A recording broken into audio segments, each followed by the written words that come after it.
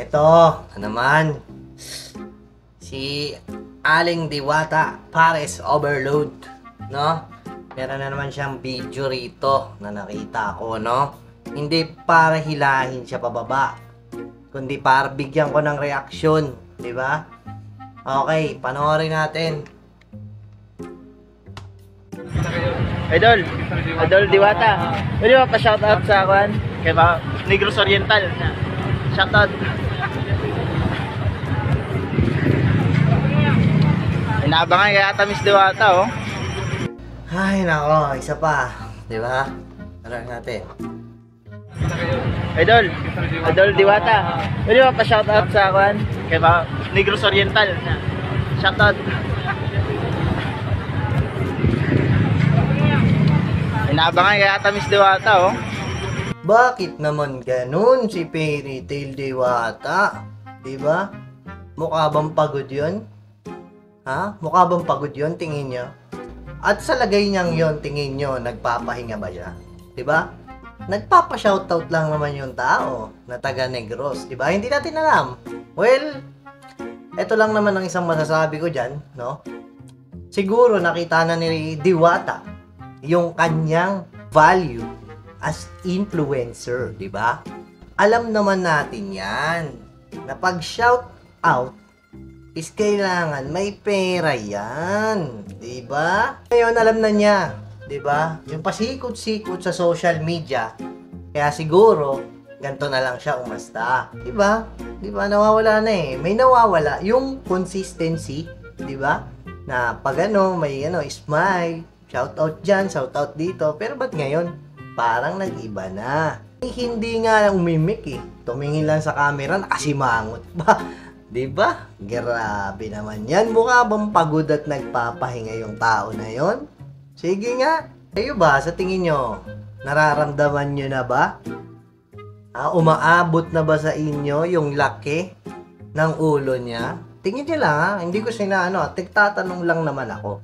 Kayo na mismo ang humusga sa video para talagang nag-iba na ang ihip ng hangin, di ba? Para kay Diwata. Nasaan na yung Diwata na dati, di ba? Yung walang-wala pa siya, yung nagsisimula pa lang siya na todo smile, todo picture, di ba? Pag may kamerang kaharap. Pero bakit ngayon, sa tingin nyo, malamang sa malamang, alam niya na yung mga pasikot-sikot sa social media kung gaano kalaki ang kinikita at kung gaano ang papasok na pera pag halimbawa may papa-shoutout or something ipopromote ka na may perang kalakip agad yon. Mukhang yung Diwata ngayon, no? Tarang lumipad na ng mataas masyado, ha? Pero payo ko lang sana, huwag masyadong taasan para pag lumagapak ka ulit sa lupa, hindi gaano kasakit, no? Like, tumingin ka pa rin kung saan ka nang galing, di ba? Kung saan ka nagsimula, di ba? Kung sino yung mga tumulong sa'yo, di ba? Maging consistent ka lang. Hindi yung konting lang, pagod ako ganun na lang.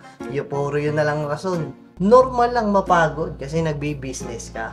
Normal lang, natural lang na mapapagod ka. Bakit ka mo? Kasi hands-on ka, 'di ba, sa business mo. Sa pagiging hands-on mo sa business mo, kailangan ma-manage mo rin yung crowd ng tao. Ano ba naman yung pag may magpapapicture, ngingiti ka lang? Ano bang nakakapagod dun sa part na yun? Hindi naman tatanggal ng ilang minuto yun. Yung parang ngingiti ka lang, shout out sa mga taga, hindi naman tumagal ng ilang minuto tapos hindi mo mapagbigyan. Well, lagi mong tandaan, Diwata, maraming nakaabang sa'yo na sa isang pagkakamali mo, yun lang ang laging makikita nila sa'yo. No? Payo ko lang ito sa'yo. No? Kung ano yung dati ka dati, yung dati kang Diwata nung hindi ka pa kilala, no? Maging consistency ka. No? Yung consistency, andun dapat. Oo, malayo ka na sa dati, na dating ikaw. Pero try to look back, di ba? Kung paano ka nagsimula. Dun ka ulit, back to basic, kumbaga. Well, kung aabot man kay Diwata to, hindi ko siya binabash.